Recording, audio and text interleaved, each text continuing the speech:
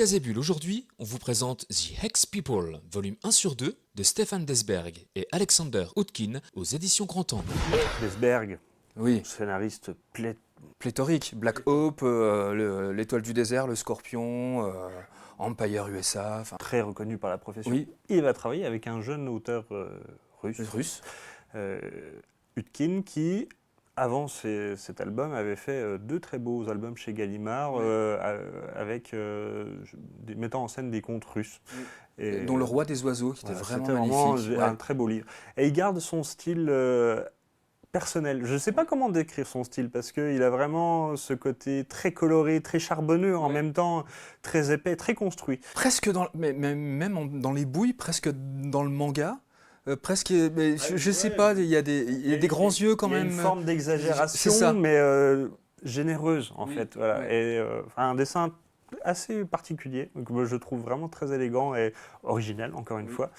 Et ben là, dans Hex People, on suit la quête vers Jérusalem d'un groupe de personnages, alors très variés. Vous avez un cheval. Il y a 7 personnages. 7 personnages, un apprenti chevalier, qui chacun chemine vers Jérusalem pour... j'hésite à le dire. Bah, s'il faut le dire quand même un peu. pour la rédemption. Oui. Voilà. Est-ce qu'ils ont... Parce que ces ex-people sont pas vraiment des gens vivants. Voilà. Ouais. C'est pas des fantômes, Non. mais ce ne sont pas des personnages... Ce ne sont pas des morts, c'est autre chose. C'est autre chose. Et donc, en allant à Jérusalem, ils espèrent pouvoir expier leurs fautes. Et ils expient leurs fautes, notamment à travers le récit de comment ils en sont arrivés là où ils en sont.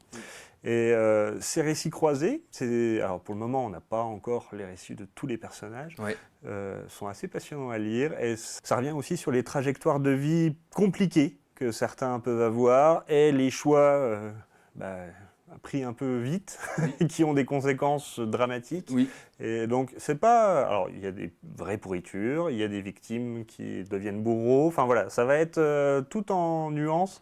Et moi, j'ai vraiment été emporté par Desberg. On a l'habitude, il fait des récits d'aventure toujours carrés, mais là, je trouve qu'il se permet un peu plus de fantaisie, un peu plus de...